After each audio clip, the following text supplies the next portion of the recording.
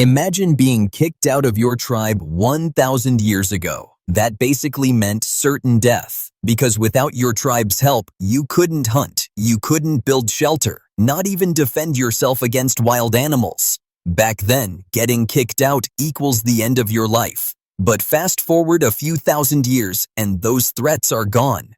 Yet our biggest fear is still the same: being alone, being left out. Today, it just looks a little different. Instead of freezing to death, we fear being ignored by our friends. A negative comment under our Instagram post can hit us like the same sense of death. See, the core fear is the same. Just wearing a new outfit, stay with me for 9 minutes, and after that, you'll see yourself in a whole new way. The main question isn't why we're scared. The real question is, who dares to live despite that fear? And this is where we get to the courage of being unpopular. Back in the early centuries, everyone believed the Earth was the center of the universe. The church, scientists, regular folks, everyone agreed. But then someone said, no, the Earth revolves around the sun. You probably know his name, Galileo.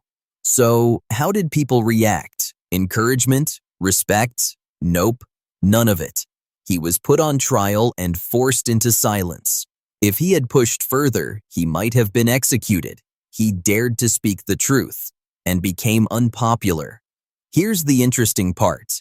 Galileo didn't just push science forward. He showed that truth isn't always popular, and popularity doesn't always mean truth. And that's the point. The courage to be unpopular isn't just about handling a negative comment.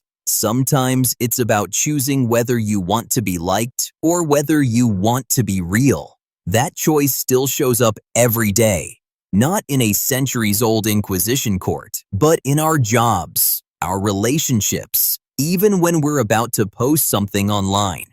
Now, being unpopular doesn't mean everyone will hate you if you're yourself. Often, the opposite happens. When you're real, the right people show up.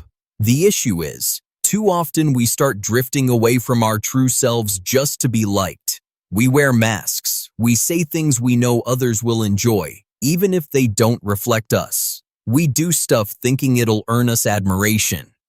Throughout history, many people who were unpopular played huge roles. Take Winston Churchill, for example. He was famously unpopular. Most politicians and colleagues couldn't connect with him.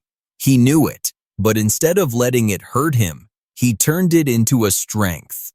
Another example, Steve Jobs. People said he was very unpopular at work, super strict, but ultimately, he became a hugely influential figure.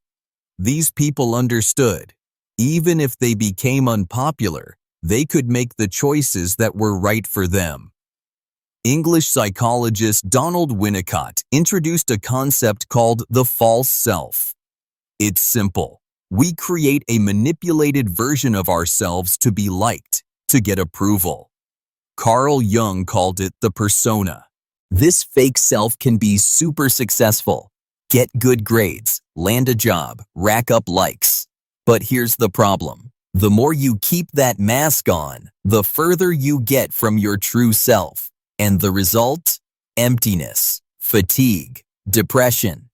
Even when everyone's admiring you, deep down you know it's not really you. Instead of choosing what really matters to us, we chase what others will like. We become the edited, censored version of ourselves. Lao Tzu said centuries ago, seeking approval makes you a prisoner. But remember what we said at the start.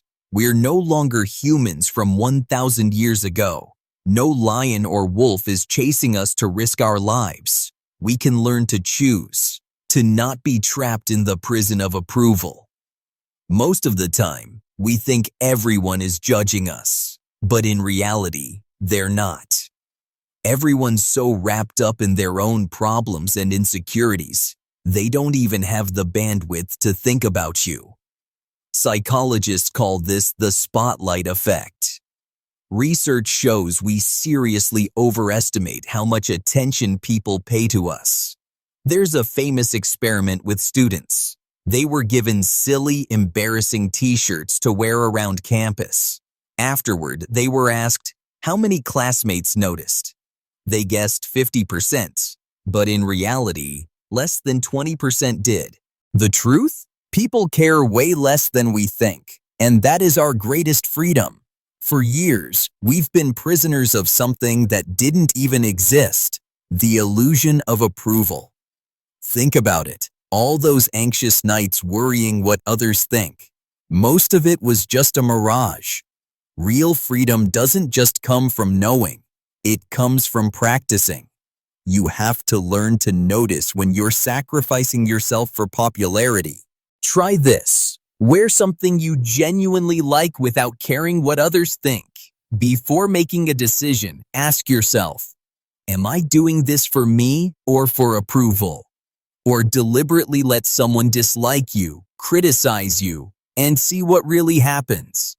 The courage to be unpopular means knowing you have the right to be yourself, even if no one else likes it.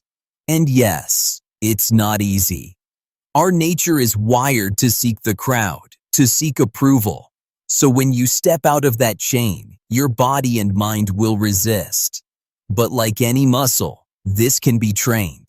Every time you dare to be yourself, you get a little stronger. Your confidence grows. Even your respect and influence with others increase.